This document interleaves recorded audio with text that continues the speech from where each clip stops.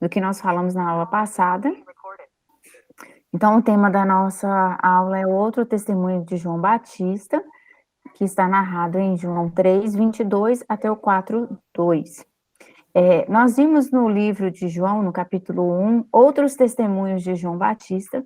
O primeiro em João 1, 15, onde ele testemunha, né? Ele declara: "Este é o que, de quem eu dizia, o que vem depois de mim tem contudo a primazia, porquanto já existia antes de mim." Então, o primeiro encontro ali que João registra de João Batista com Jesus. Depois, em João 1, 26, João Batista responde: "Eu batizo com água, mas no meio de vós está quem vós não conheceis." E depois, em João 1, 29, no dia seguinte, viu João a Jesus, que vinha para ele, e diz: "Eis o Cordeiro de Deus que tira o pecado do mundo."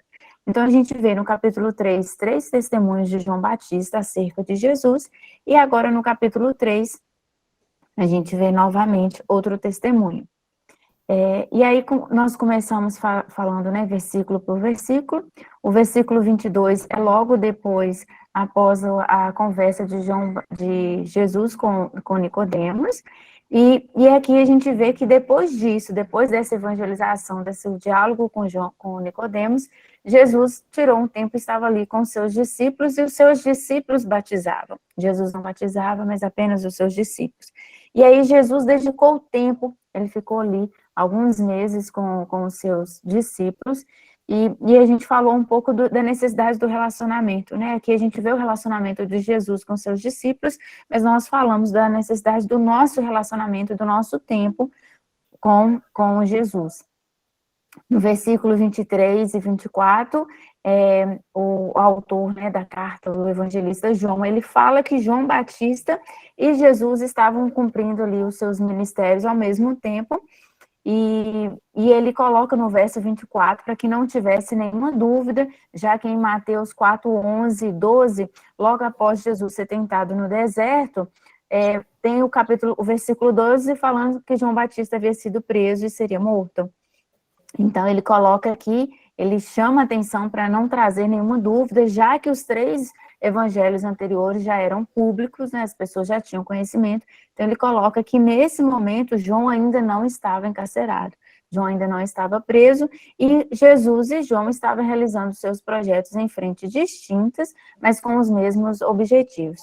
Nós falamos também que João estava, os dois estavam, né, na Judéia, um mais ao norte, o outro ao interior, e João escolher ali um local para batizar pessoas, um local onde que existiam muitas águas, e existiam multidões de pessoas que ouviriam a sua mensagem e poderiam ser batizados no batismo de arrependimento.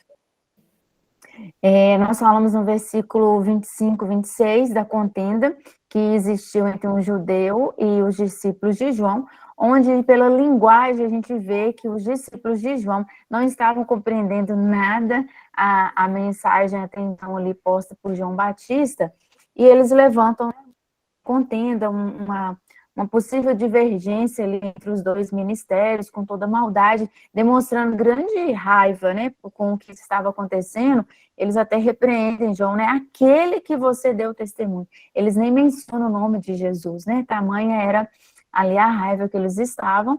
E aí nós falamos um pouquinho da necessidade de sermos prudentes, sermos sábios nos nossos ministérios, não sermos imaturos, incoerentes, como estavam sendo os discípulos de João.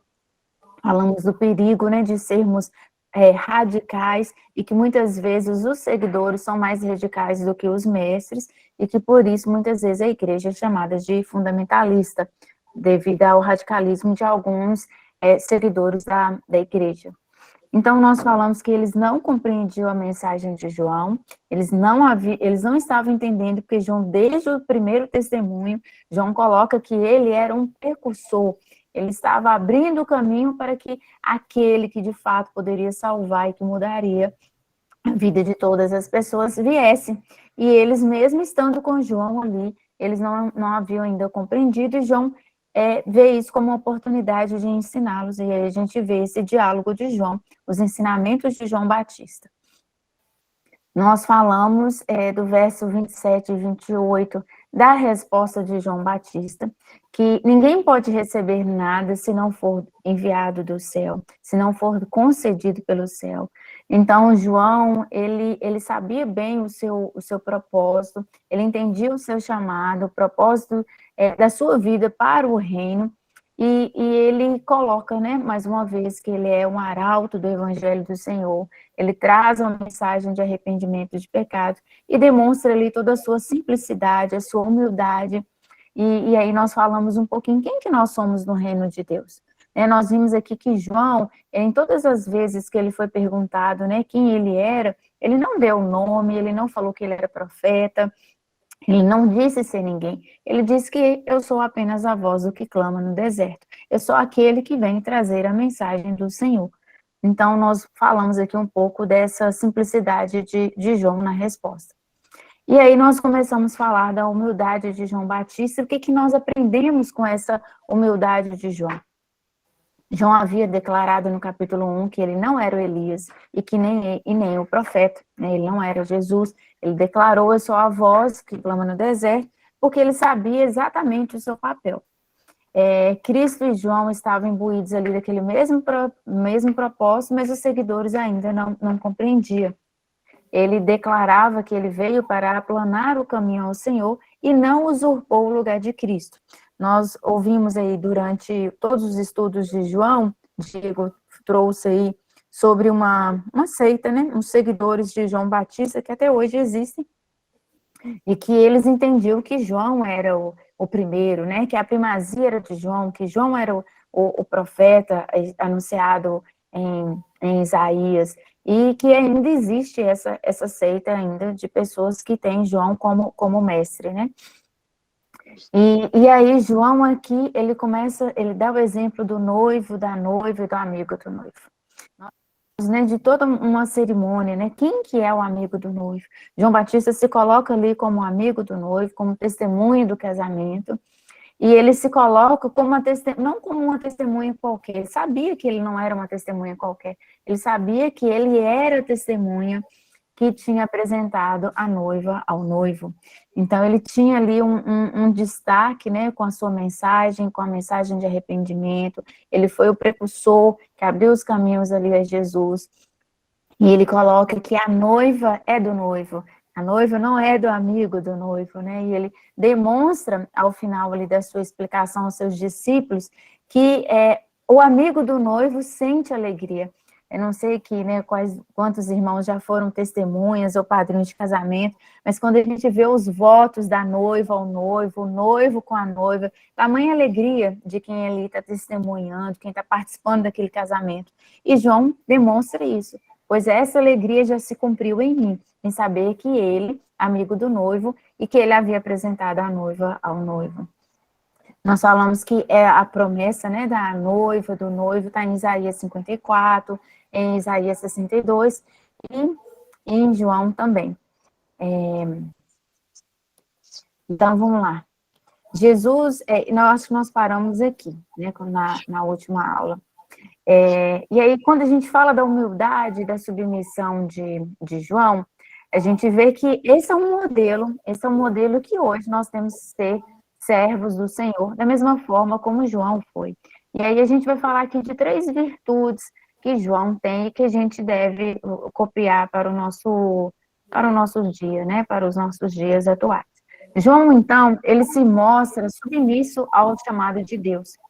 João, pensando, né? João viveu no deserto com o grupo, os essênios, e eram pessoas radicais no cumprimento da palavra de Deus, pessoas que levavam muito a sério o cumprimento da palavra. E João viveu no deserto. Eu fiquei pensando, né? Tamanha dificuldade é viver no deserto. No deserto você tem pouca estrutura, né, pouca estrutura física, poucos alimentos ali naquele local. É um local que tem muito calor durante o dia, o calor insuportável, e à noite muito frio. Você tem uma oscilação da temperatura muito grande do dia para a noite. E João viveu ali no deserto se preparando, né, preparando no seu relacionamento com o Senhor, para que ele viesse, para que ele estivesse pronto para cumprir esse chamado. Então, João foi submisso à vontade de Deus e ele não hesitou em cumprir esse chamado. E ele não hesitou, mesmo que esse chamado o levasse à morte, como foi. Ele tinha uma mensagem, que era a mensagem de arrependimento de pecados. E quando ele foi falar, né, dos pecados cometidos pela alta corte, ele, né, trouxe criou uma inimizade ali, que foi o motivo da sua morte. Então, nós temos que estar dispostos a obedecer o chamado que Deus nos dá. Né? Nós temos que estar submissos e que a gente tem que seguir esse chamado de acordo com Deus revela. Né? Não podemos mudar esse chamado. Se o chamado é para ir, que vá e que cumpra da melhor forma. Né? E essa submissão requer disposição para agir. Muitas pessoas sabem que tem um chamado, mas não estão dispostas, não querem pagar o preço. E João percorreu a região da Judéia, pregando e batizando aqueles que se arrependiam. Pode terminar, viu, Silvia? Não, pode ir. Então, gente, só para aproveitar esse gancho que o senhor falou aí dos essênios, né? Quem já conheceu esse negócio dos essênios aí? Ela está falando várias vezes aí sobre os essênios, né? Só para deixar localizado, por exemplo, quem já ouviu falar nos pergaminhos do Mar Morto? Provavelmente todo mundo acredita que foram pergaminhos deixados pelos essênios. Os essênios eram que nem os fariseus. Pensa na divisão, né? Tinha os fariseus, tinha os saduceus, tinha os zelotes e tinha os essênios. Era como se fosse um outro grupo de judeus que, na visão deles, assim, ó, tá tudo corrompido, não dá mais para salvar. Vamos todo mundo embora para o deserto, entendeu? É como se fosse assim. Eles criaram uma comunidade separada de Jerusalém, ali, separada desses outros grupos, porque eles já não acreditavam mais que aquilo ali era obra de Deus e estava muito corrompido. E uma outra coisa, né, que a gente pode incluir aí, porque João Batista é filho de sacerdotes. Né? Zacarias estava lá no momento do ofício sacerdotal, quando ele recebeu a visita do anjo, avisando de João Batista, explicou tudo isso. Então a gente consegue perceber aí também, né, o quanto uma estrutura criada para Deus pode se desvirtuar tanto que, para o homem falar de Deus, ele teve que sair da estrutura. O negócio estava tão feio, né, a coisa começou a ser tão para homens, que João teve que sair para o deserto. Né? Eu não estou dizendo que os essênios são os certos, né? É mais um partido, era mais uma denominação, como se fosse assim, mas que estava mais alinhada com essa visão. E também, eu não sei se é certeza que João era essênio, não, tá, gente? É uma forte indício, né, Silvia? É fortes Sim. indícios. Não necessariamente ele era, tá? Mas tinha fortes indícios. Igual tem muita gente que fala que Jesus era dos fariseus, era da seita dos fariseus, por alguns indícios. Né? Então, quando ele batia nos fariseus, ele estava batendo na turma dele também, se realmente esses indícios se concretizassem. Tá? Então, é só para dar esse gancho aqui, uma pincelada numa coisa que a gente pode não ter entendido, e também pegar esse gancho, né? A gente tem que ficar ligado para a nossa estrutura continuar sempre servindo a Deus. Porque às vezes a gente pode estar tão desligado que Deus às vezes tem que mandar um de fora para falar com a gente. Tem que tirar as pessoas para poder ouvir a voz de Deus. Não, aqui, essa casa é para Ele. Cada real investido aqui é para Deus. Então a gente tem que estar ligado e tem que estar desapegado, às vezes, das tradições e das nossas certezas, né? Às vezes a gente está tão certo das coisas, e a gente quer estar tão certo, porque o problema dos fariseus, às vezes que o João teve que sair, o quê? Porque os caras estão apegados na verdade deles, independente do que Deus queria falar. Não, eu estou certo e ponto final. Deus não fala desse jeito. Quantas vezes a gente já viu a própria igreja evangélica colocando Deus numa caixa? Ó, Deus só age se for assim. Deus só faz se for assim. E tira essa possibilidade desse Deus que é infinito, que não cabe na nossa caixinha mental. Amém? Pode continuar, irmã Silvia. O Diego, que é engraçado. Tá. Pode falar. Pode passar. Pode falar, então, Nádia. É porque tem uma teoria também de que Jesus, dos 12, 13 anos, até quando ele começou o ministério, também viveu com os essênios, mas é uma teoria, né? A gente não sabe, a gente não tem certeza. Mas existem alguns estudiosos que falam, né, que provavelmente dos 12 anos ali, daquele momento em que ele esteve lá com os sacerdotes ensinando no templo, a partir daquele momento que ele teria sido encaminhado, né, direcionado, provavelmente pelo Espírito Santo, para esse lugar, para conviver com esses essênios.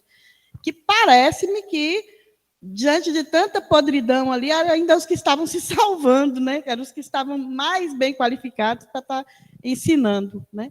Mas é teoria, a gente também não sabe se é verdade, né? Mas um dia nós vamos saber todas as coisas. Essa eu não conhecia, essa é bem diferente. O João já é uma teoria já mais consolidada de que ele poderia fazer parte dos essênios. Fala lá, Silvia. E o que é engraçado, né, Diego? Quando o Diego me mandou um vídeo a semana passada que fala sobre a história do cristianismo, e aí eu fui assistir os 6 vídeos, Diego. Quando a gente vê que a história se repete, hoje a gente vive exatamente isso aí, né, da igreja tá tão corrompida, e de pessoas tentarem mudar o evangelho à sua vontade, né? Aquilo que atende aos seus desejos, assim como os fariseus faziam, né? Eles ignoraram ali a essência do evangelho e colocavam uma carga, um peso sobre as pessoas que eles mesmos não cumpriam. E muito bom, viu, Diego, aquele material. Quem tiver oportunidade para conhecer a história do cristianismo, a história é muito interessante, a forma como é apresentado. Mas então vamos seguir. Então, irmãos, quando a gente fala de submissão aos chamados de Deus, né, quantas pessoas que têm esse chamado e não cumprem, né, não se disponibilizam para o cumprimento desse chamado, e isso prejudica o corpo de Cristo, sim, prejudica, mas Deus, se ele chamar uma pessoa e a pessoa não for, Deus vai eleger outra pessoa para que faça e que cumpra o seu propósito. Então, mas de toda forma, muitas vezes a gente tem pessoas dentro da igreja, pessoas que têm habilidades, que poderiam estar ali contribuindo para o corpo, para o crescimento da igreja, e são pessoas que se mantêm na inatividade, né? Pessoas que estão omissas, que não querem se dispor, eu venho à igreja só aos domingos e está muito bom. Eu não quero assumir nenhum cargo, eu não quero assumir nenhuma função, porque isso vai demandar mais tempo, vai demandar mais dedicação. Mas nós temos que seguir aqui o exemplo de João, né? João foi submisso, independente de qual foi o seu chamado, do tempo que ele teve que passar. A gente não sabe se nesse tempo que ele estava no deserto, se ele estava acompanhado dos seus pais, ou se ele ficou longe da sua família, mas ele se dispôs a ir e cumprir o chamado que Deus havia feito a ele. A segunda virtude aqui que a gente aprende com João Batista é a fidelidade ao ministério que ele recebeu. João recebeu a mensagem, que ele tinha uma mensagem muito dura, uma mensagem que tinha que ser apresentada naquele momento, como a igreja estava tão desvirtuada do propósito, né, de igreja, de corpo de Cristo. Então, João recebeu essa mensagem e ele levava apenas essa mensagem. Ele não levava algo mais, ele não tentou mudar essa mensagem que ele recebeu. Então, João, ele levava essa mensagem e após a mensagem ele tinha aquele rito de pregar o batismo para a remissão dos pecados. Então, era dever, né, levar aos aflitos por causa do pecado essa mensagem de perdão. E ele não misturou o seu ministério com qualquer outro ensino. E aí, nesse material, nesses vídeos aí, até da Igreja Batista que Diego me encaminhou, nos outros vídeos, mostra o porquê que Lutero, ele foi ali, né, um reformador, ele não conseguia ver na Bíblia, ali, naquilo que era pregado na Igreja Católica, o perdão, como que eles faziam várias penitências, ele fazia várias ações ali, e ele achava que Deus, da forma como estava sendo ali anunciado pela igreja, que Deus era um Deus muito malvado, e ele não conseguia aceitar. E aí ele lendo um dia a carta de Romanos, Aí ele teve a visão que todos os pecados haviam sido levados por Jesus. E aí ele teve um olhar diferente. Então, assim, da mesma forma como Lutero sofria por conta do pecado, muitas outras pessoas também sofriam. E era isso que João pregava, essa mensagem, né, de necessidade de arrependimento de pecado para que Jesus, né, entrasse na vida daquelas pessoas e fizesse a mudança completa. Então, hoje a gente não pensa tanto em pecado, né? A igreja hoje, às vezes, nem fala tanto do pecado do homem, muitas vezes fala mais da prosperidade, das bênçãos, que Deus é aquele que faz e acontece na vida do homem.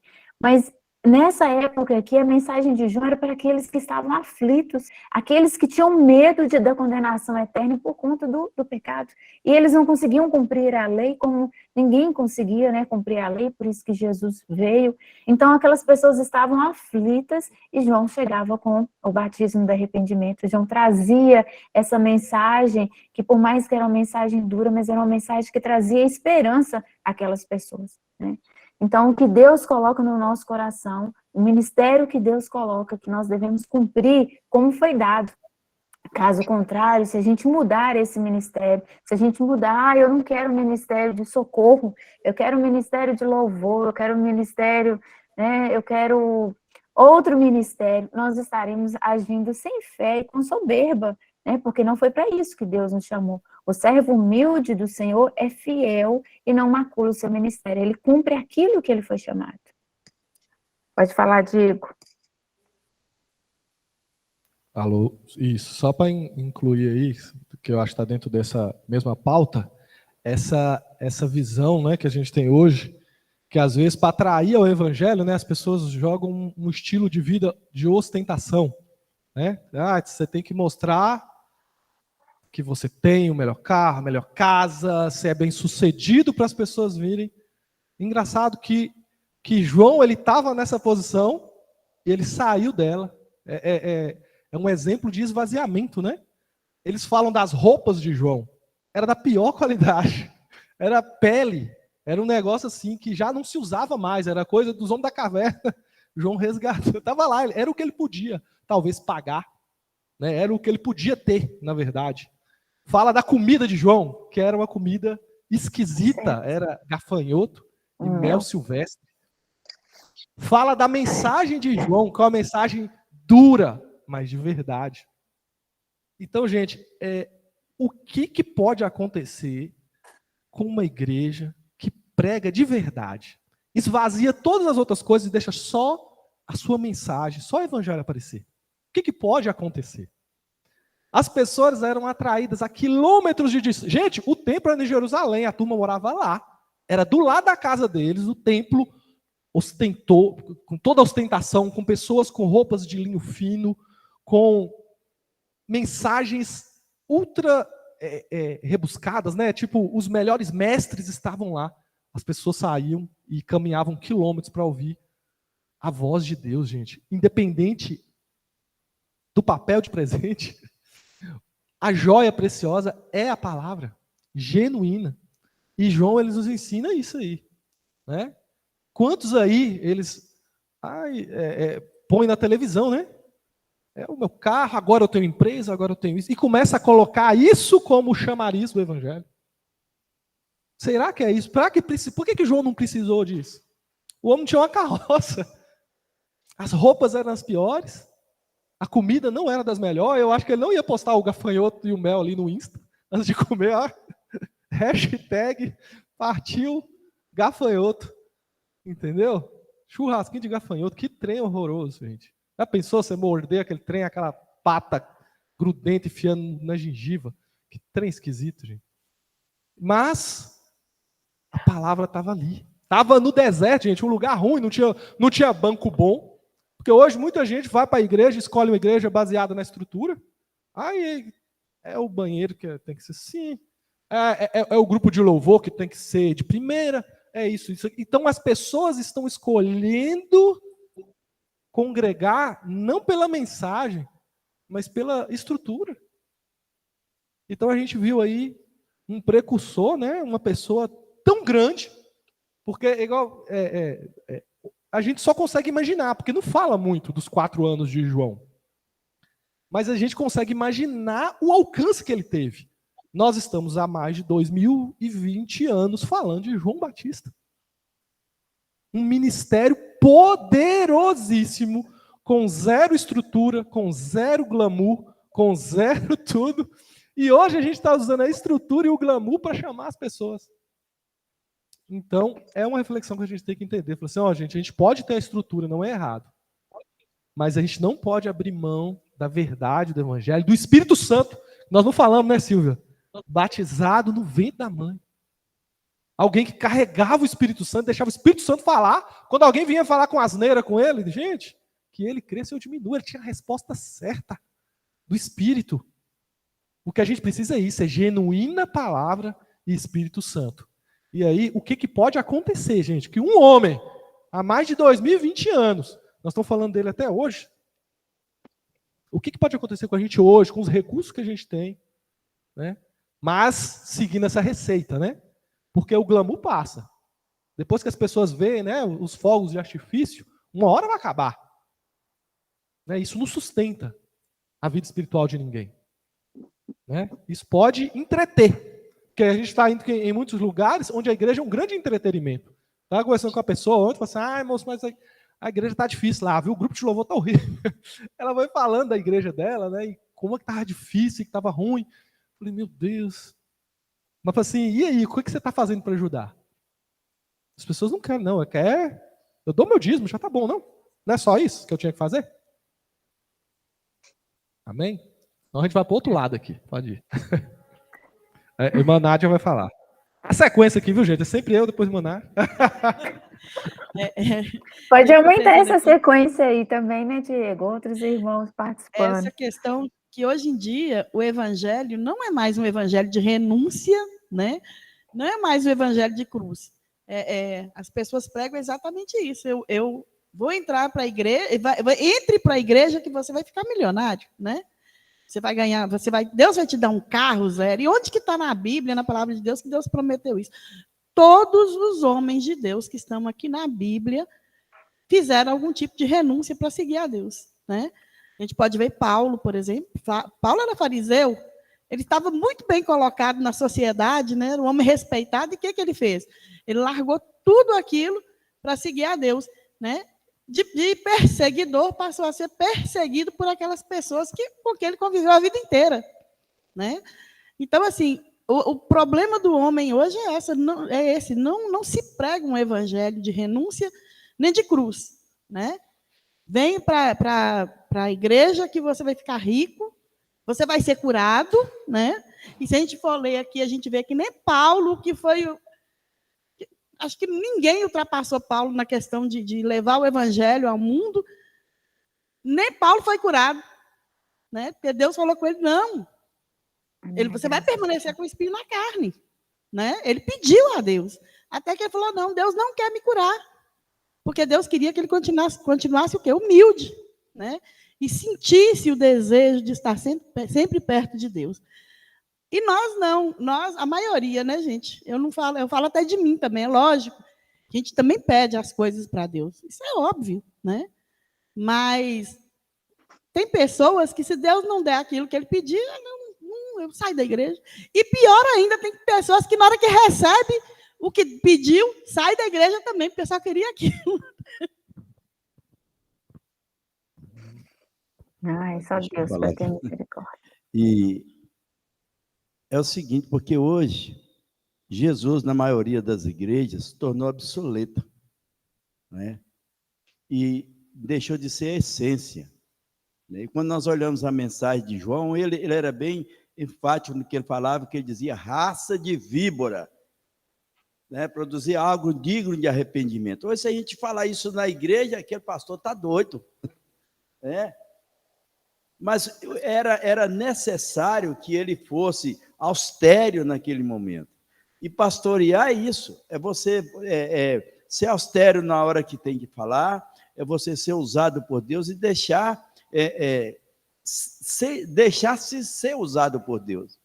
E hoje o evangelho tem sido um evangelho raso. E Paulo diz que sim, se alguém pregar um outro evangelho, seja anátema. Então, hoje o evangelho, ele mostra, ele ensina, ele liberta, mas muitas pessoas hoje estão querendo vir para a igreja com o intuito de buscar outras dádivas, de prosperidade, de crescimento, não de mudança de vida, de mentalidade, de atitude. E Deus hoje tem abençoado a igreja, porque tem levantado homens e mulheres que às vezes estão preocupados em isso, e ensinar a palavra de Deus e mostrar o Deus real que a palavra de Deus nos ensina.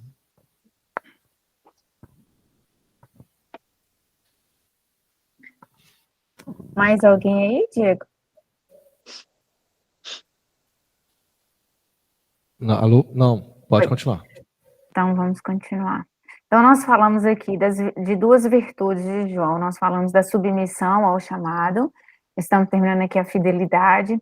Então, a fidelidade ao ministério, João trazia, né, nessa mensagem, um arrependimento sincero. E esse arrependimento sincero faria com que as pessoas estivessem abertas para a chegada de alguém que era muito maior do que ele. Então, nós vamos aqui para a terceira virtude de João, que é o reconhecimento das suas limitações. Embora João pregasse o perdão, embora João movia multidões de pessoas ao batismo de arrependimento, ele sabia, né, que ele só poderia levar essa mensagem, né, o batismo do arrependimento de pecados.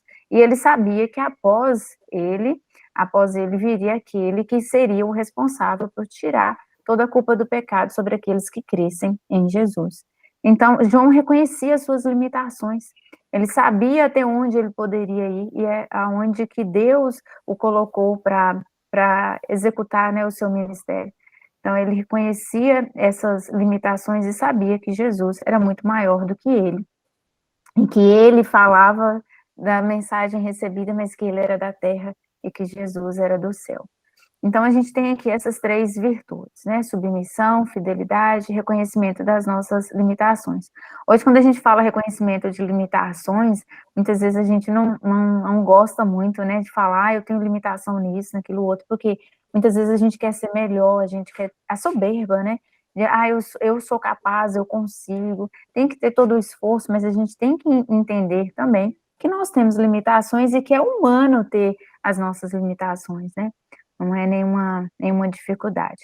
Apesar que a limitação de João aqui era a limitação de poder, de ação. Ele sabia que ele não poderia expiar os pecados de ninguém. Ele só estava ali preparando para os corações das pessoas, para que as pessoas se arrependessem e tivessem o coração aberto para a mensagem de Jesus, para o batismo do Espírito e para a salvação. Então, a gente vê, né, nessas três virtudes aí de João. E aí agora a gente vai falar um pouquinho, e quando nós não somos humildes como João Batista foi. João Batista ali, por todo o mover, por ter seus seguidores, João Batista poderia pensar, né, eu sou tão importante, eu sou muito importante para o reino, eu fui escolhido desde o ventre, né, eu fui gerado com um propósito desde o ventre da minha mãe, eu sou da família sacerdotal. E poderíamos, Diego até falou isso, né, na última aula, poderíamos ter uma mensagem totalmente diferente, criasse uma situação embaraçosa ali nos ministérios, mas João foi humilde, né? Então, e quando a gente não é? E quando nós não somos humildes, assim como Batista foi. João Batista, ele não declarou seu título, ele não declarou seu nome, ele se declarava, ele se intitulava com a sua identidade, eu sou a voz do que clama no deserto. Então ali João estava demonstrando a sua mensagem, eu sou um mensageiro, enviado por Deus.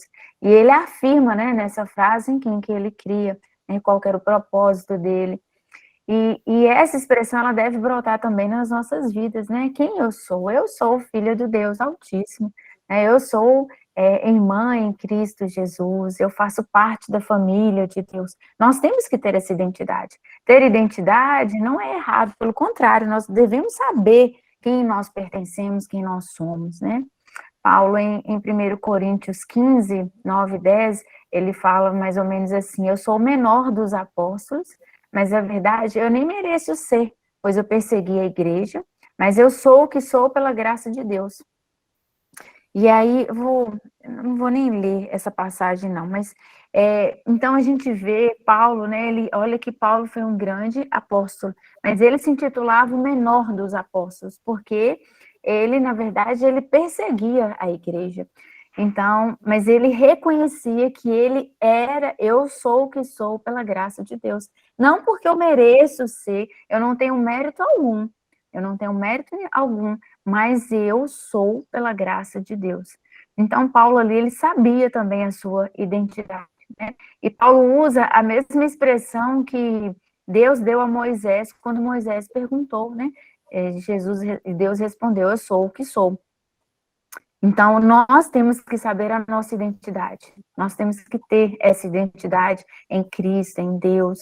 E aí, da mesma forma como Paulo menciona, assim como João também menciona, nós temos que ter no nosso coração e não termos soberbas e mantermos a nossa humildade, que o que nós somos é pela graça de Deus, não por mérito, porque nós não merecemos, né? Mas nós somos pela graça de Deus, e o que foi nos dado por Deus eu aceito e aceito alegremente, porque eu sou filho do Deus Altíssimo.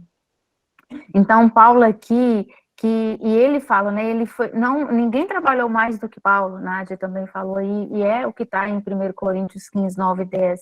Paulo sabe que ele trabalhou muito, e mesmo ele sabendo que ele trabalhou muito, ele se coloca como o menor, né? E que quem trabalhou nele, o motivo dele ter trabalhado tanto, não foi ele, foi a graça de Deus que estava com ele. Ele se coloca ali como instrumento da graça de Deus, o agir de Deus. Então, nós temos que, esse é o eu sou correto, a gente ter a identidade de quem nós somos e que somos pela graça de Deus. Mas muitas vezes, a gente desvirtua esse eu sou, né? E a palavra eu em latim significa ego. E aí a gente tem que tomar cuidado. A gente tem que tomar cuidado porque a gente pode desvirtuar esse eu para o nosso ego, para a nossa vaidade, para a nossa própria vanglória. Então, Paulo está nos ensinando aqui que o que somos está fundamentado na graça que Deus depositou em nós, para que a glória seja dada a Ele na vida do homem. Nós somos vasos de barro cheios de tesouros de Deus, cheios da graça de Deus. E tudo que é bom não vem da terra, tudo que é bom vem do alto. Então, se nós somos vasos de barro cheios de tesouros, cheios da graça, é pela misericórdia, pela graça de Deus. Não porque nós merecemos ou porque nós fizemos para si. E aí, aqui a gente vê nessa passagem, nesses ensinos aqui de João, o perigo, né, que poderia ter ocorrido se João tivesse puxado essa glória para ele. Né? Então, a vanglória ela é perigosa, ela é ilusória, porque ilusão, nós não somos nada pelo nosso próprio mérito. E aí, aqui, irmãos, eu gostaria de passar quatro personagens da Bíblia, 4 pessoas que foram, assim, usadas extremamente por Deus, que foram fiéis a Deus, mas que num determinado momento vacilaram achando que poderiam interpretar, que poderiam decidir sem a sabedoria da graça de Deus. Não para julgamento, né, dessas 4 pessoas, mas para que a gente possa perceber que sem a graça de Deus nós não somos nada, nós tomamos as decisões erradas, nós sentimos os sentimentos errados, e aí nós poderíamos, né, cometer grandes decisões equivocadas. Então, o primeiro que nós vamos falar aqui é do profeta Samuel. Samuel, por volta do ano 1030, antes de Cristo, ele vai à aldeia de Belém ungir o novo rei de Israel entre os filhos de Jessé. Lembrando que foi Samuel que havia ungido Saul como o primeiro rei da tribo, né, de Israel. E a Bíblia relata que Saul era um homem alto, imponente, forte. Então, Samuel ali já tinha um padrão, ele já tinha ali um conhecimento de como que seria o perfil de um grande rei. E Deus manda ele ungir o novo rei de Israel no lugar de Samuel. Vai Samuel para a casa de Jessé. Da mesma forma que Samuel, Jessé também tinha preconceitos formados em relação a isso. Samuel tinha 8 filhos e Samuel prepara apenas 7 filhos na presença do profeta Samuel para identificar quem que seria o novo rei. E aí, gente, quando a gente fala aqui de Samuel, a Bíblia relata que Samuel foi um profeta, assim, que não tinha nada que maculava, né, a sua vida, a sua honra, tudo que Samuel tinha tanta graça de Deus, tanta sabedoria de Deus, que todas as palavras de Samuel eram honradas por Deus, porque as palavras que ele liberava eram palavras cheias de discernimento. Então, Samuel era um homem, né, segundo a vontade de Deus, que honrava ali os propósitos de Deus. E aí Samuel vê os 7 filhos ali de Jessé. Qual foi o primeiro filho apresentado para Samuel? Eliabe. Eliabe era guerreiro do exército de Saul. Eliabe tinha um porte, né, como o próprio Saul. E Samuel, na hora que olha, Samuel no seu coração pensa, é esse o novo rei de Israel. É esse que o Senhor quer que eu unja como o próximo rei. E aí ele olha com toda certeza no seu coração, porque ele já tinha esse pré-conhecimento, né, desse perfil aí de Saul, e ele julgou que ele seria capaz de discernir pelo seu próprio conhecimento, independente da graça de Deus. E o que Deus fala com ele, Samuel? Você olha segundo a aparência, mas eu olho segundo o coração. Não é esse o escolhido, né? Então, assim, imagina como Samuel ali naquele momento, ele tenha percebido a limitação dele, né? Ele não tinha sabedoria sem a graça de Deus para discernir quem seria aquele rei.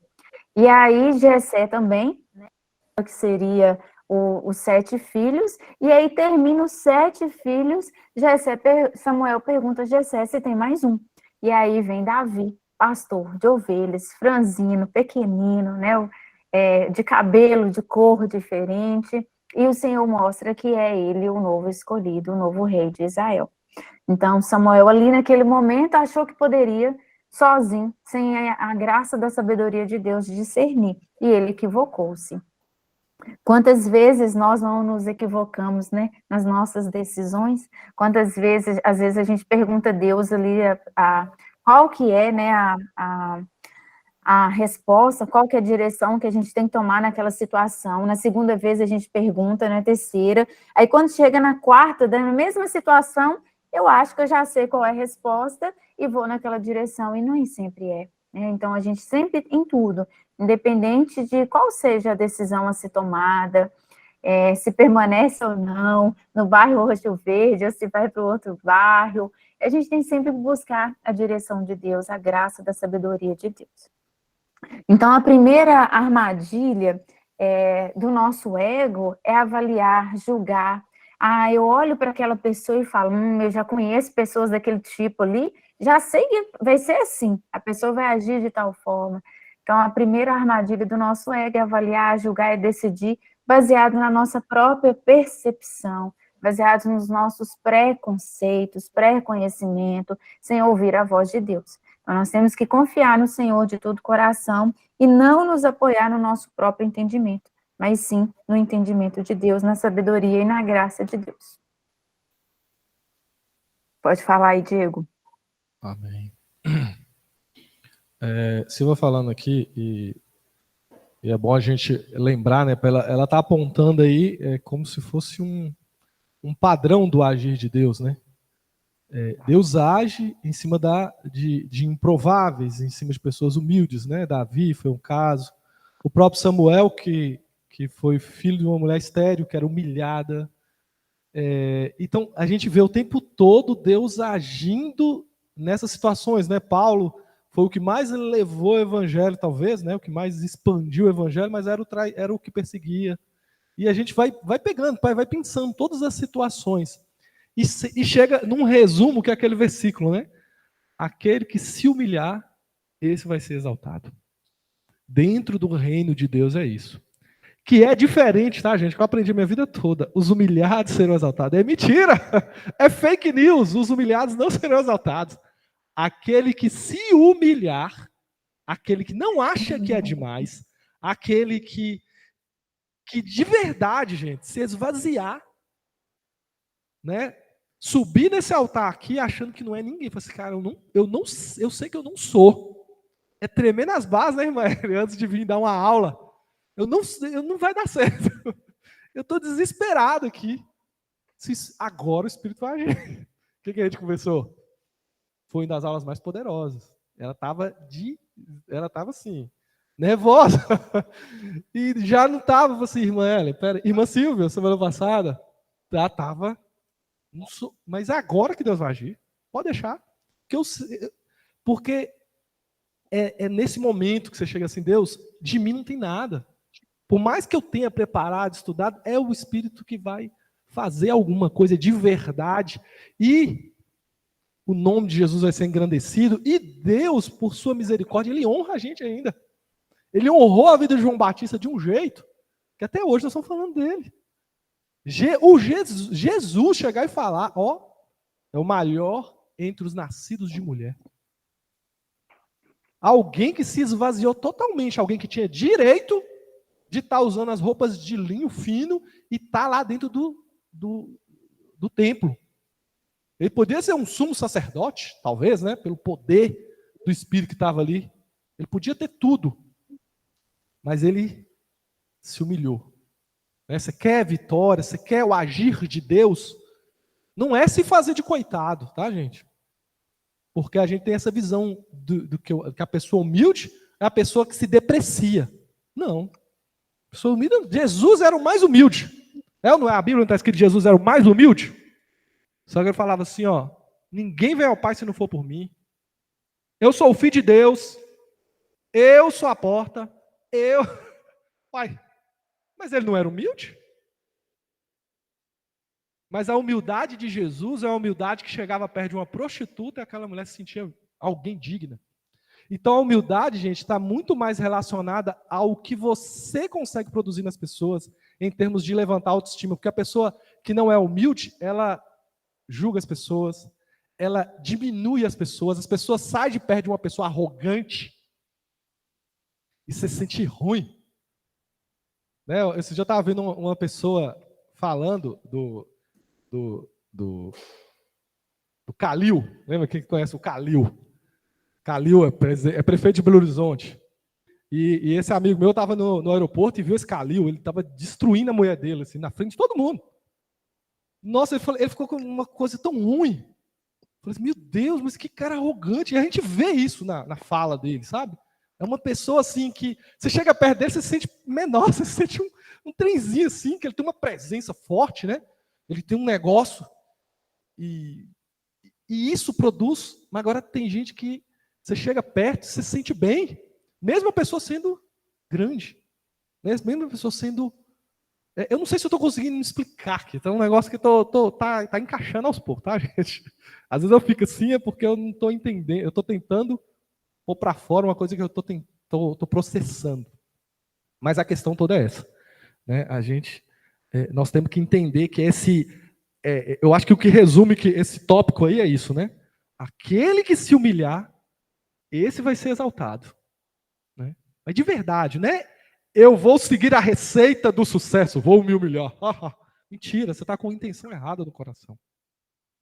É aquele que vai buscar a verdadeira intenção daquele que se humilha. Né? Eu tenho certeza que João não esperava que a gente já está falando da vida dele hoje. Ele falou assim, eu só quero vir fazer o melhor para aquele que me chamou. E ponto. Sem esperar nada em troca. Esse é o que é de verdade, né? Não a cópia barata. Amém, gente? Amém. Irmã Nádia? Essa é conhecida. Assim, eu estou aqui pensando, aqui matutando, né? Ainda falando da humildade de João Batista. João Batista era filho de um sacerdote. E isso era uma condição hereditária. Ele tinha o direito de ser sacerdote do templo também. Né? E outro detalhe importante, os pais de João Batista, quando João Batista nasceu, já eram velhos. Então, provavelmente, muito provavelmente, já tinham morrido quando João Batista começou o ministério dele. João Batista, com certeza, tinha direito a uma grande herança, né? De bens materiais, realmente. E ele largou tudo. Ele largou tudo. Né? A possibilidade de ser esqueci. A função do pai dele era um sacerdote, né? alargou a herança que ele tinha dos pais, né? Para quê? Para servir a Deus. Mais uma vez a gente está vendo a renúncia que ele teve, né? Que não foi de coisas materiais também, né? E ele renunciou a si mesmo também, assim como Jesus ensinou que a gente fizesse, né? Ele renunciou a si mesmo, que ele nem ousou dizer, eu sou João Batista, eu sou a voz que clama no deserto. Eu sou só isso, né? Eu vim para ser usado, só isso, né? E assim, a gente vê que Deus o exaltou tanto que nós estamos falando dele até hoje, né? Amém. Então, irmãos, nós... pode falar, pastor. Só pegar um gancho aqui do que o Diego falou, que tem muitas pessoas, né, que são arrogantes, né, dependendo da sua posição social, né, tem pessoas que você chega perto dele, ele é de um grau elevado, mas você sente bem perto dele. Tem pessoas que às vezes não é tão bem sucedido, mas são arrogantes, né? O que nós vemos, porque hoje, assim, que a essência da pessoa é que atrai. Jesus Cristo fazia isso. Ele diz, aprendei de mim que eu sou manso e humilde de coração, né? Então, como o Diego falou, não é a pessoa ser humilhado, mas ele se humilhar. Fala, eu não sou nada, eu preciso olhar para dentro de mim e ver que a minha essência, ela não é boa se não for o Espírito Santo que está em mim, né? Então, hoje, a gente vê assim que Deus, a essência que estiver agindo naquela pessoa, é que vai atrair, né? Porque a palavra de Deus diz que ninguém acende uma luz e põe em cima, debaixo da mesa, põe em cima para que essa luz resplandeça, né? Todo mundo seja ali contagiado, alcançado por aquela luz. Então, quando a pessoa tem a luz do Espírito Santo, todo mundo quer conversar com ele, quer estar junto dele, porque a essência dele é o Espírito Santo. Isso atrai. Agora, tem pessoas que às vezes você quer ficar longe, mas que cara não dá para a gente engolir, acaba não, né? Porque tem pessoas que é arrogante, né? No espírito dele, ele é arrogante, né? E ele acha que ele é o dono da verdade e que ele sabe tudo e que ele pode sobressair sobre todos.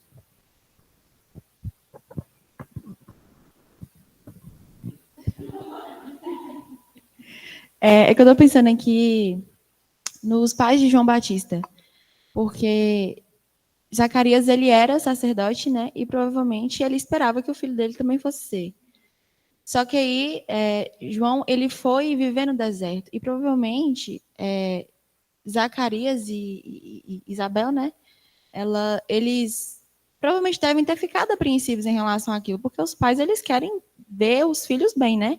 Ter essa certeza de que eles estão seguros, que vai dar tudo certo, que não vai faltar nada, enfim, esse tipo de coisa. E ver João Batista renegando aquela posição ali de ficar dentro do templo pode ter trago para eles um frio no estômago, assim, um frio na barriga. Só que eles não impediram o agir de Deus na vida de João Batista, apesar daquela situação ali, provavelmente olhar para aquilo e trazer um desespero. Eu estou imaginando, né? E aí a gente pode pensar nisso, porque às vezes, por uma questão assim de querer o bem da outra pessoa, a gente pode ficar insegura em relação ao que Deus tem para a vida dela. Mas a gente tem que estar atento realmente à voz de Deus para não impedir que o ministério de Deus se cumpra, o propósito de Deus se cumpra na vida das outras pessoas. E pensando especificadamente na posição de líderes, né, que tem ali os liderados, e também dos pais, né, que às vezes, por um amor ali, por um zelo, pode acabar barrando o propósito de Deus na vida dos filhos. Mas Zacarias e Isabel, eles foram muito sábios em relação a isso, porque a Bíblia fala que João, ele cresceu no deserto. Então, desde a infância dele, ele estava lá. E Isabel e Zacarias, eles foram surpreendentes nesse aspecto. É só isso.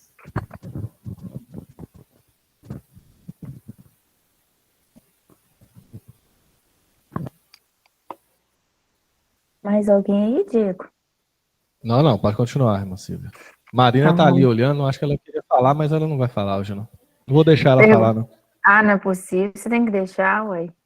Marina, você quer falar, Marina?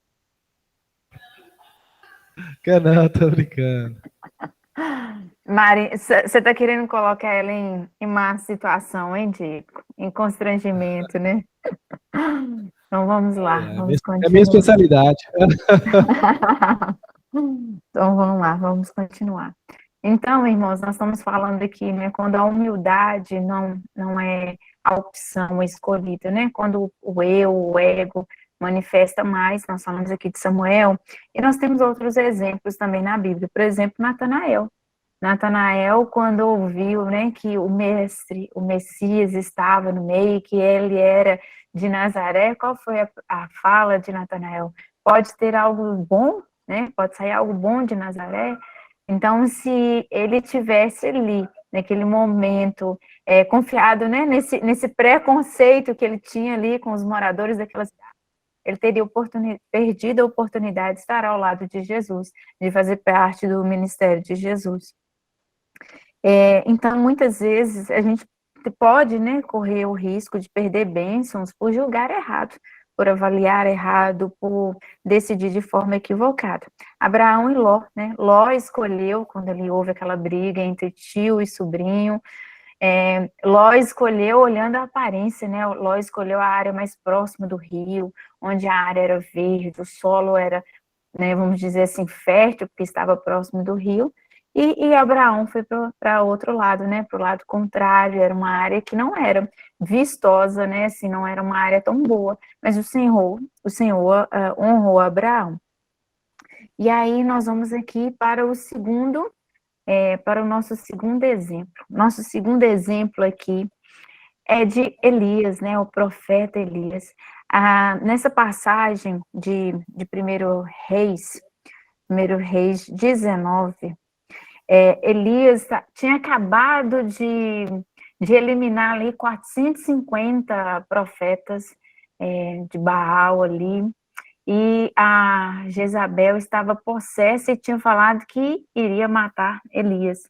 Elias sai, vai para a caverna, e ali ele se julga que ele era o maior do que todos os outros profetas, e por ter vivido, né, por ter feito tudo que ele tinha feito, e agora ele estava sendo perseguido, ele desejou a morte. Lá em 1 Reis 19, deixa eu achar aqui. Elias, ele foi, né, para a caverna, e veio a palavra do Senhor e disse-lhe: que fazes aqui, Elias? E ele disse: tenho sido muito zeloso pelo Senhor Deus dos exércitos, porque os filhos de Israel descerraram a tua aliança, derrubaram os teus altares e mataram os teus profetas à espada, e só eu fiquei, e busco a minha vida para me tirarem. E Deus lhe disse: sai para fora e põe-te neste monte perante o Senhor. E eis que passava o Senhor, como também um grande forte vento, que fendia os montes e quebrava as penhas diante do Senhor. Porém, o Senhor não estava no vento. E depois do vento, um terremoto. Também o Senhor não estava no terremoto. E depois do terremoto, um fogo. Porém, também o Senhor não estava no fogo. E depois do fogo, uma voz mansa e delicada. E sucedeu que, ouvindo-a, Elias envolveu seu rosto na sua capa e saiu para fora, e pôs-se à entrada da caverna. E eis que veio a ele uma voz que dizia: que fazes aqui, Elias? E ele disse novamente as mesmas palavras, que ele havia sido zeloso e que ele havia matado os profetas e que só ele ficou e que buscavam pela vida dele. Então, naquele momento, o Senhor fala para ele no verso 15, vai e volta pelo teu caminho para o deserto de Damasco, e chegando lá, unge a Azael, rei sobre a Síria, e também a Jeú, filho de Nissi, ungirás rei de Israel, e também Eliseu, filho de Safate, de Abel, Meloá, ungirás profeta em teu lugar. Então, ali naquele momento, pergunta duas vezes para Elias, nesse capítulo 19 de 1 Reis, o que ele estava fazendo ali na caverna. E antes do verso que nós começamos a ler, no início do capítulo, ele caminha, ele fica debaixo de ele descansa, e quando ele descansa, o anjo do Senhor aparece, pede para que ele alimente, coloca o alimento para ele, mas mesmo assim, ele desejou a morte. E ele que se colocou ali, que ele era o único que restava e que queriam matá-lo.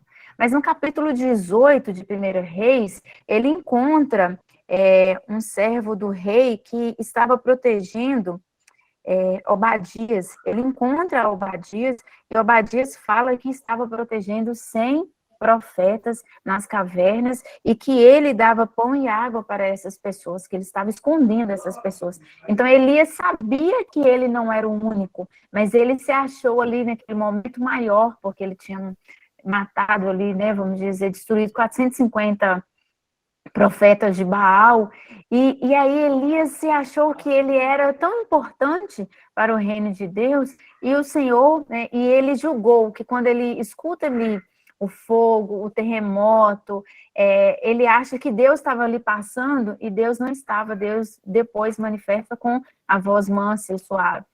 Então, Elias, ele, por um momento, né, ele vacilou ali, se achando que ele era o único e que ele era responsável por toda aquela obra que ele tinha acabado de fazer, mas ele esquece que a graça de Deus que promove o resultado que ele estava fazendo. E como consequência disso, o Senhor manda ele a nomear Eliseu como profeta em seu lugar. E mesmo ele nomeando um novo profeta em seu lugar, Eliseu serviu por um tempo a Elias como seu servo, né, de forma humilde, submissa a Elias, até Elias ser levado na carruagem de fogo. Então, assim, nós somos únicos para Deus? Somos. Nós temos uma identidade em Deus, né? Eu sou o filho de Deus, também temos a identidade, mas o Senhor usa quem Ele quer. E Ele levanta pessoas pessoas para ter resultados maiores do que nós podemos dar resultado. Então, a gente tem que ter a disposição e a satisfação de servir a Deus, né? Não se julgar que Deus depende do nosso resultado. Deus depende do nosso fazer para que a obra dele seja completa. A obra de Deus, o resultado que é promovido por meio das nossas vidas, pela vida de cada um dos líderes, dos nossos pastores, é pela graça de Deus, não é pelo esforço, não é pelo merecimento humano. Então, servir a Deus tem que ser um privilégio, não um fardo. E aí eu trago aqui, né, cuidado com a soberba, nós não somos insubstituíveis, a obra é do Senhor e ela vai continuar. Então, todas as coisas é por Ele, é Deus que age, é Deus que faz o resultado. Então, a gente vê que Elias, mesmo tendo conhecimento, ele se julgou, mesmo sabendo que tinham outros profetas escondidos nas cavernas, e tem também no capítulo 18, Deus falando com ele que ele achou 7.000 servos fiéis a ele, que não havia se dobrado diante de Baal, que estava ali, que Deus estava guardando essas pessoas. Então, ele sabia, ele tinha conhecimento das 7.000 pessoas e dos 100 profetas que estavam guardados. E mesmo assim, ele se julgou o último profeta, o profeta mais preparado, como se o Senhor precisasse, porque ele era o melhor, né? Ele confiava nos seus métodos, ele confiava, e aí ele viu que a confiança dele estava equivocada. Então, a segunda armadilha é acharmos que somos únicos e responsáveis pela obra. Não é, nós não somos únicos e responsáveis pela obra. Nós somos únicos na nossa identidade de filhos amados, mas nós não somos únicos para a obra é do Senhor. Alguém quer comentar aqui? Diego, eu posso ir para o terceiro exemplo. Alguém? Irmão Alisson levantou ali, deixa eu ver se vai falar. Não, vai não. Não, tá irretocável. Pode continuar. Então, vamos lá. Alisson tá calado, velho? O que tá acontecendo com o Alisson? Vamos Comeu então. muito bolo ontem. Então deve ser isso. Ontem, né, Diego? Dia 22, que foi o aniversário dele, né? Ontem foi 23. Ou ontem também teve bolo, né? Não sei. A festa não para com a gente, não, irmã Silvia. É isso aí. Tá por fora, a festa nunca acaba. Verdade. Então vamos lá. O nosso terceiro exemplo é Jonas, né? Jonas, deixa eu abrir aqui na passagem de Jonas 4. Jonas, ele recebe um chamado do Senhor para ir a Nínive, e ele não vai, ele sabe que ele iria lá pregar o arrependimento e que as pessoas iriam se arrepender e Deus não iria destruir aquele povo mau, povo perverso que era a população de Nínive. E aí ele não vai, todo mundo sabe da história, ele vai parar dentro de uma baleia e dentro dessa baleia ele clama a Deus por misericórdia, por perdão e o Senhor, né, ouve as orações de Jonas, do coração sincero, e Jonas vai a Nínive. E quando chega a Nínive, Jonas fica amargurado, porque ele fala com o Senhor, pois eu sabia que és Deus compassivo, misericordioso, longânimo e grande em benignidade, e que te arrependes do mal. Então, Jonas, ele estava ali agindo segundo os seus sentimentos, né? Pelos seus sentimentos contra aquele povo de Nínive, ele desejou que aquele povo morresse. E como aquele povo não ia ser exterminado, porque Deus é compassivo e misericordioso, Jonas falou, Senhor, eu prefiro morrer. Eu quero morrer, né? Porque já que o Senhor não vai destruir aquele povo, eu prefiro morrer do que ver isso. E aí Jonas fica revoltado, né? Porque ele estava agindo segundo os seus sentimentos, segundo as suas emoções. E aí Jonas cai e caminhando, o Senhor levanta uma árvore, deixa eu lembrar o nome aqui, uma abobeira. Então, diz aqui em Jonas 4:5, então Jonas saiu da cidade e sentou-se ao oriente dela e ali fez uma cabana e sentou-se debaixo dela, à sombra, até ver o que aconteceria à cidade. E fez o Senhor Deus nascer uma abobeira e ela subiu por cima de Jonas para que fizesse sombra sobre a sua cabeça, a fim de o livrar do seu enfado. E Jonas se alegrou em extremo por causa da abobeireira, né? Estou falando errado. Mas Deus enviou um verme no dia seguinte ao subir da alva, o qual feriu a árvore e essa se secou. E aconteceu que, aparecendo o sol, Deus mandou um vento calmoso oriental e o sol feriu a cabeça de Jonas e ele desmaiou e desejou com toda a sua alma morrer, dizendo, melhor me é morrer do que viver. Então Deus disse, faz bem que assim te ires por causa da árvore, e ele disse, eu faço bem que me revolte até a morte. E disse o Senhor, tivestes tu compaixão da abobereira, na qual não trabalhaste, nem a fizeste crescer, que numa noite nasceu e numa noite pereceu. E não hei eu de ter compaixão da grande cidade de Nínive, em que estão mais de 120.000 homens que não sabem discernir entre a sua mão direita e a sua mão esquerda, e também muitos animais? Então, Deus ali, né, dá uma lição para ele. Ele teve ali compaixão de um arbusto que se levantou de um dia para a noite, mas ele não tinha compaixão, misericórdia de 120.000 pessoas que estavam ali naquela cidade e que eram pessoas ignorantes. Então, a gente vê que Jonas, ele não raciocinou, ele apenas sentiu, ele agiu pelos seus sentimentos e desejou a morte. Ele se irou pela compaixão de Deus, pela bondade de Deus com aquele povo. Então, o nosso terceiro erro do ego é deslocar o eu sou da graça para o ego dos seus sentimentos. Jonas orou por misericórdia quando estava dentro da baleia, devido à sua desobediência, louvou a Deus pela sua graça, mas não teve compaixão de 120.000 pessoas que também eram desobedientes, mas porém essas pessoas não tinham sabedoria para decidir. Então, nós temos que pensar que a vontade de Deus não se baseia no nosso sentimento. Deus não age segundo os meus sentimentos, pelo contrário, as nossas emoções, os nossos sentimentos têm que se converter à vontade de Deus. O nosso coração tem que se converter ao coração de Deus. Então, muitas vezes a gente tem a necessidade de sentir para decidir, para julgar. Eu preciso sentir. Se eu sentir que aquilo ali é bom, eu vou decidir naquele sentido. Não. A vontade de Deus é boa, perfeita e agradável, independente das nossas emoções. Diego. Não sei, talvez o que eu vou falar tem a ver também com o tópico anterior, né? A ideia que você colocou, né? De que Elias, ele se achava no sentido ser único, né? E eu trazendo a reflexão para os nossos dias de hoje, né? O que a gente faz hoje? Muitas vezes, até por zelo, nós fazemos uma coisa bem, então só nós fazemos. A gente não abre uma oportunidade, às vezes, para outras pessoas, porque a gente quer que seja o melhor possível, certo?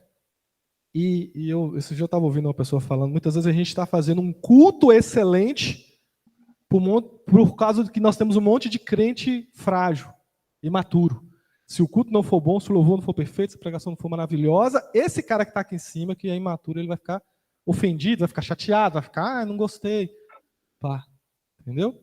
Então a gente tem que fazer um culto excelente porque nós temos um monte de gente imatura. Sendo que a gente poderia, talvez, dar as oportunidades. Então eu vejo uma coisa muito boa hoje, na igreja a gente tem muita gente com oportunidades. Então a gente arrisca, às vezes, dando as oportunidades. A gente corre um grande risco de uma menina de 19 anos subir aqui e falar uma besteira. Mas o que é o maduro? Quando será a mãe põe a menina na bicicleta, o pai, e deixa ela rodar. Se ela cair, eu estou aqui para consertar. Eu estou aqui para pôr o curativo. Então, muitas vezes é isso. Quando a gente tem uma igreja muito excelente para ter e manter os crentes maduros, em vez, às vezes, a gente tem um culto mais ou menos, mas as pessoas que embaixo são maduras entendem. Não, isso é bom, eu consigo aproveitar isso. A pessoa está crescendo, ela está curtindo o crescimento, o desenvolvimento. Às vezes, a bateria está terrível, mas a pessoa está crescendo. Opa, uma pessoa nova está aprendendo, uma pessoa nova está se integrando, uma pessoa nova, entendeu? Ela está cantando. Então, eu tentando, mais uma vez, processar durante o sentido, mas esse sentimento nosso de se achar o mais importante, se achar o que faz melhor, às vezes não é por má intenção. Eu vou fazer, eu vou tomar, eu vou centralizar, porque aí a coisa vai sair ótima, excelente, e vai satisfazer o público. Sendo que nós deveríamos estar começando agora um processo de amadurecer os outros. E para amadurecer, a gente vai sentir algumas coisas. A gente vai ter que fazer uns curativos, vai ter que fazer uns remendos, mas tem uma pessoa madura aqui, olhando e tentando resolver depois, se o problema acontecer. Entendeu? Então a gente tem que tentar buscar isso hoje. Porque a gente está vendo hoje, tem muitos lugares que as pessoas não têm zero oportunidade. Por quê? Para que o culto seja excelente, para que seja o melhor louvor, para que seja a melhor palavra. Então, nunca que as pessoas... A gente levanta a régua lá em cima e as pessoas olham para aquilo, cara, eu nunca vou chegar lá. Às vezes a gente vai ter que baixar a reguinha mesmo, só para a pessoa acreditar que pode, vem cá e faz, e ela vai crescendo. Todos nós crescemos desse jeito. Né? Quando eu recebi minha primeira oportunidade, eu sei lá, eu talvez falei um monte de bobeira. Né? Gaguejei, me chamaram para pregar numa igreja, e minha impressora imprimiu só uma tinta amarela, que não vi nada, mas eu errei tudo. Quando a igreja quadrangular, uma vez eu fui, quando eu estava na presidência dos jovens com o Milton, e foi, cara, um sentido horrível. Eu saí de lá derrotado, no sentido assim, triste, mas assim, saiu alguma coisa, né? As pessoas, mas são pessoas que deram oportunidade para quem não tinha base me dar oportunidade. Entendeu? Eu não tinha mas às vezes a gente tem que descer a reguinha da nossa excelência para dar oportunidade para que outras pessoas também amadureçam, né? O caso de Elias, tá? Aquele ideia que você colocou, né? Elias se achava o cara, só ele tinha que fazer? Não. E se ele tivesse trago Obadias com ele para esse confronto, tivesse chegado perto, talvez também teria outras pessoas falar assim, para não deixar ele entrar nesse processo depressivo dele, né? Que ele entra num processo de depressão aí forte. Talvez se ele tivesse alguém do lado dele, ele não teria acontecido isso. Mas não, eu vou sozinho, eu vou fazer, entendeu? Com a minha capa. Esse ego que é nocivo para a igreja. E a gente vê muito isso hoje. Né? A igreja não amadurece porque a régua é alta demais. Eu acabei de chegar, eu nunca vou chegar lá no patamar de lindo. Como é que eu vou fazer? E agora? Então eu vou ficar aqui mesmo no banco, paradinho, sentado, recebendo, e quem sabe? Né? E só para linkar, talvez, uma coisa que eu pensei aqui, nesse sentido de nós, talvez, temos que mudar um pouco a nossa ideia de excelência, né? Talvez não precisa ser um monte de culto excelente para um bando de crente maturo, mas um culto mais ou menos, porque os maduros aguentam o culto mais ou menos. Eles entendem. Eles apoiam. Eles vão lá e consertam depois. Não para matar, mas para consertar mesmo, né? A mãe lá, o filho machucou, às vezes ela chama atenção, mas põe o curativo. E cuida. Entendeu? Então a gente precisa de gente madura aqui embaixo também, para poder aguentar, às vezes, o desenvolvimento dos outros à medida que as oportunidades vão chegando. Amém? A pastora vai falar. Preparem-se, rufam os tambores. Misericórdia. Bom dia, irmãos. Paz. Então, colocando aí como o Diego e todos vocês já colocaram, e pensando na questão de Jonas e no quesito da gente, no caso, Jonas, né, aquela pessoa que olhava para ele e não olhava para uma multidão de pessoas. Quando o Diego também mencionou a questão de a régua lá em cima e a gente lá embaixo, e um culto até mais ou menos para isso. O culto a gente faz a todo tempo é para Deus, é para o Senhor, o melhor é para Ele. E às vezes a gente vê igrejas hoje muito didáticas, cheias de didática e sem unção, sem sabedoria, sem conhecimento, sem pessoas, né? Não adianta ter uma quantidade enorme de pessoas e essas pessoas não adorarem a Deus e não ter o verdadeiro conhecimento acerca da palavra de Deus e de quem é Deus para elas e de quem é Deus para nós. O interessante, né, e comigo foi uma experiência bem significativa quando foi a questão da igreja. Eu passei por muitos desafios e um deles era: Deus, eu não estou no nível do pastor Alquimim, e por que esse negócio tem que parar exatamente na minha mão? Você tem outras pessoas que podem, você tem outras pessoas que são capazes de fazer. E eu lutei muitas vezes, semanas, dias, e chorei muitas lágrimas. Eu até falo hoje que as minhas lágrimas secaram de tanto que eu chorei. Mas Deus sabe todas as coisas, e Deus conhece, sabe que eu realmente não sou perfeita, e o que eu disse para a minha igreja e para aqui, para a nossa liderança: eu vou, mas eu vou com vocês comigo. Eu não quero ir sozinho. Eu não dou um passo se esse povo não for comigo. E até conversei com o Geraldo, assim, a gente vai pegar todo mundo e todo mundo vai fazer, porque nós vamos andar juntos, né? E graças a Deus, assim, a gente tem visto pessoas se despontando, pessoas, né, tendo oportunidade, outras pessoas terão oportunidade de aprender e de crescer juntos, né? Se eu fosse colocar aqui para vocês todos os diplomas de cursos que eu já fiz, eu teria vários. Mas o que significa isso diante daquilo que a gente quer fazer para Deus? Nós queremos fazer o melhor, nós queremos, eu vejo pessoas aqui que sabem e fazem com muito mais excelência do que eu e do que Geraldo, mas Deus nos colocou aqui e a gente quer estar junto com todo mundo. Quem é? Amém? Então, irmãos, aqui na igreja a gente tem tido a oportunidade de crescer mesmo. E o culto que a gente tem feito aqui, eu tenho certeza que tem agradado a Deus. Tenho certeza absoluta, porque se tem uma coisa que Deus tem feito nos últimos dias é falado no meu coração, né? Deus tem me mostrado, Deus tem me dado assim direções de coisas que eu fico: Deus, eu nunca imaginei que isso fosse acontecer. E nós estamos realmente no caminho. E Deus tem colocado isso, eu tenho visto isso todos os dias. E vocês estão fazendo, e nós estamos fazendo, não é um culto mais ou menos, é um culto com excelência, porque as pessoas estão engajadas, as pessoas estão fazendo, as pessoas estão vivendo a palavra da verdade. E nós estamos no caminho. Amém? Amém. No sábado, né, eu fui ao shopping e voltei de lá com o irmão Maurício, né, gente? Sempre que eu vou ao shopping, eu procuro por ele lá, nem que ele não estiver na frente da fila, eu vou lá: irmão, me leva lá. O povo acha que eu sou irmã dele, deve achar que nós somos irmãos mesmo, biológicos, né? Que eu já achei que chamando eles: vão lá, meu irmão. E ele, aí no caminho, ele veio falando comigo, comentando o que você está falando aí. Eu falei assim: nossa, eu estou tão feliz que eu estou vendo que a igreja está crescendo. Sabe? Falou assim: nossa, esse culto de Santa Ceia para mim foi maravilhoso. Você viu tanta gente nova que tinha na igreja? Falei: que bênção, nós irmãos, graças a Deus, Deus está atraindo, né, as pessoas para a casa dele e tal. Ele falou assim: olha, eu fiquei com muito medo quando o pastor Alquimim foi embora, de esvaziar demais a igreja, mas acho que eu não estou nem sentindo falta de gente, ninguém lá não. Eu falei: não, algumas pessoas realmente saíram, mas Deus com certeza está agindo e tem abençoado a nossa igreja. Então, assim, a gente vê a satisfação, né, do irmão. Assim, eu fiquei muito feliz também por ele, né, pela situação e por ele ter comentado comigo. Aí eu falei com ele, não, mas nós temos que continuar orando, irmão. Nós temos que continuar orando para Deus trazer aqueles que são os escolhidos para a casa dele, né?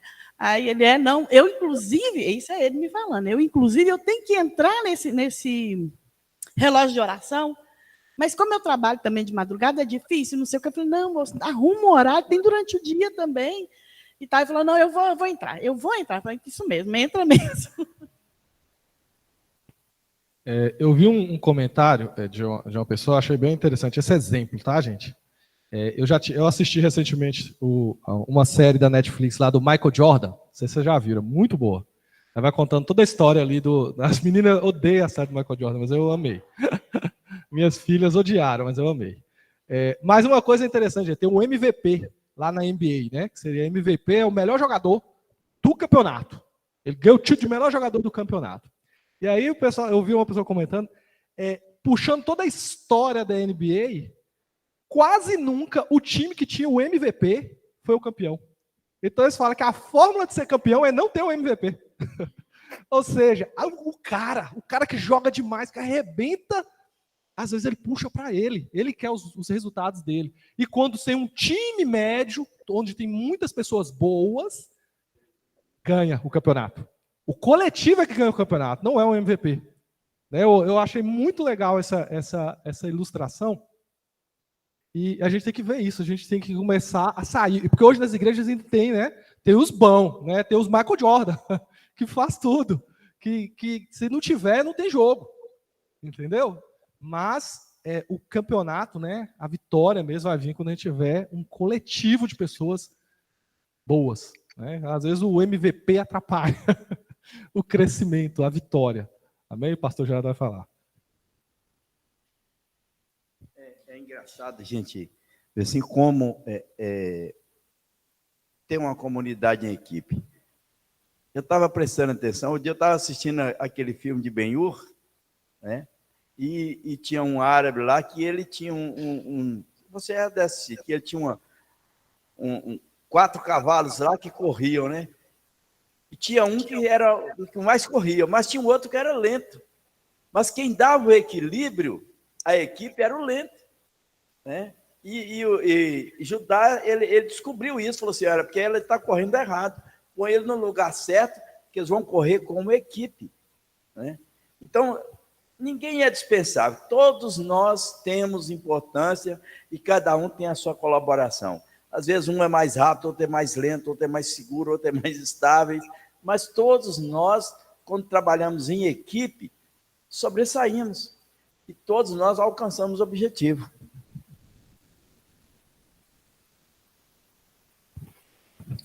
Pode falar, irmã Silvia. Estou aqui pensando, Diego, o próximo é João Batista, mas eu não sei se a gente fala de João Batista, porque já é 10:10, ou se a gente termina João Batista e na próxima aula a gente continua o restante do Não, tema. mas vamos deixar para a próxima, 10:10 já foi muito, né? É bom Já foi. Ok. Mas foi bacana, né? Pode continuar, termina aí, finaliza aí para a gente orar. Não, a parte de Jonas, eu já havia finalizado, né? Jonas agiu ali segundo os seus sentimentos e ele não pensou, né? Ele não teve a mesma compaixão que ele clamou a Deus quando estava dentro da baleia.